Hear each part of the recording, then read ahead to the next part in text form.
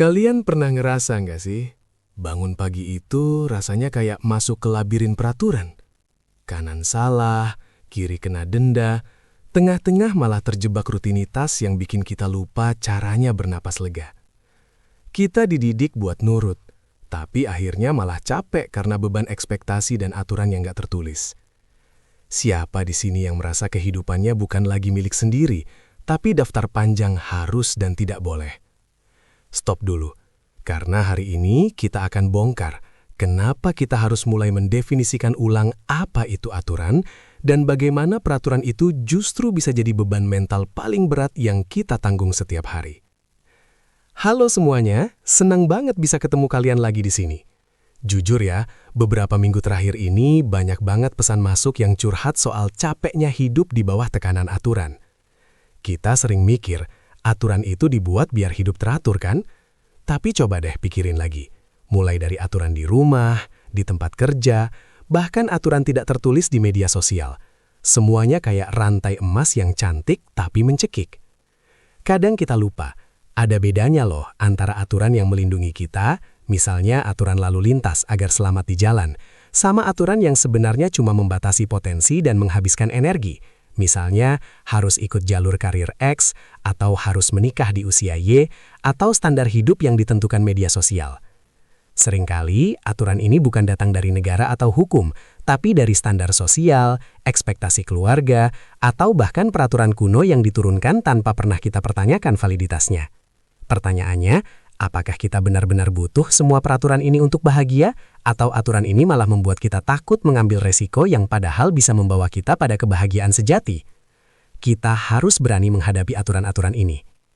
Coba kita ambil contoh kasus yang sering banget kejadian, aturan finansial atau aturan produktivitas.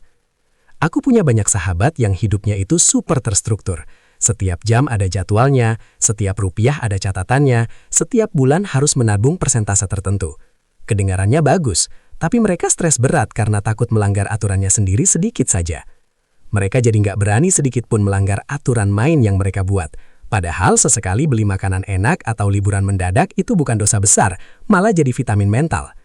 Ini yang aku sebut sebagai penjara aturan mandiri. Kita seringkali jadi sipir untuk diri kita sendiri, karena kita diajarkan bahwa melanggar aturan, sekecil apapun, berarti kegagalan. Kita harus mulai membedakan mana fondasi hidup yang tidak bisa ditawar, prinsip, dan mana pagar yang kaku, aturan yang dibuat-buat. Prinsip itu fleksibel, dia adaptif sesuai perkembangan diri. Sedangkan pagar itu rigid, dan kalau kita terlalu kaku memegangnya, kita akan kehilangan kesempatan untuk berkembang, dan kehilangan pemandangan indah di luar pagar itu. Ingat sahabat, aturan harusnya mendukung hidup yang lebih baik, bukan mendikte mati-matian sampai kita kehilangan semangat diri. Jadi, bagaimana cara kita bisa memutus siklus hidup penuh peraturan yang mematikan semangat ini? Kuncinya adalah evaluasi, renegosiasi, dan keberanian. Ambil selembar kertas, buat 2 kolom besar. Aturan wajib mutlak, misalnya menjaga kesehatan, tidak merugikan orang lain. Dan aturan yang bisa dibuang atau diubah, misalnya, harus selalu membalas pesan instan dalam 5 menit, atau harus selalu terlihat setuju dengan semua orang. Kalian akan kaget melihat betapa banyak aturan tidak penting yang kita ikuti cuma karena kebiasaan, rasa takut mengecewakan, atau takut dicap gagal oleh lingkungan. Setelah inventarisasi, fokuslah menciptakan aturan inti kalian sendiri, yaitu prinsip hidup yang benar-benar selaras dengan nilai-nilai, tujuan, dan kebutuhan kalian saat ini. Hidup ini terlalu singkat dan berharga untuk dihabiskan hanya demi memenuhi cetakan yang dibuat orang lain bertahun-tahun lalu.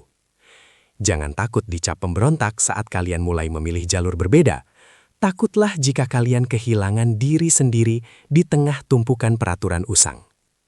Ini saatnya kita kembali jadi sutradara utama kehidupan, bukan hanya aktor figuran yang patuh pada naskah yang membosankan dan melelahkan. Nah, kalau kalian merasa konten ini relate banget dengan perjuangan kalian sehari-hari, jangan lupa ya, tinggalkan jejak kalian di kolom komentar di bawah. Ceritain, aturan apa yang paling kalian benci dan akhirnya berhasil kalian singkirkan dari daftar hidup kalian. Aku pengen tahu banget perjuangan kalian. Seperti biasa, kalau video ini bermanfaat dan mencerahkan, tolong bantu aku dengan klik tombol suka, bagikan ke teman-teman yang juga merasa terjebak, dan yang paling penting, subscribe channel ini biar kita nggak ketinggalan obrolan penting lainnya yang membebaskan pikiran. Sampai jumpa di video berikutnya, salam bebas peraturan.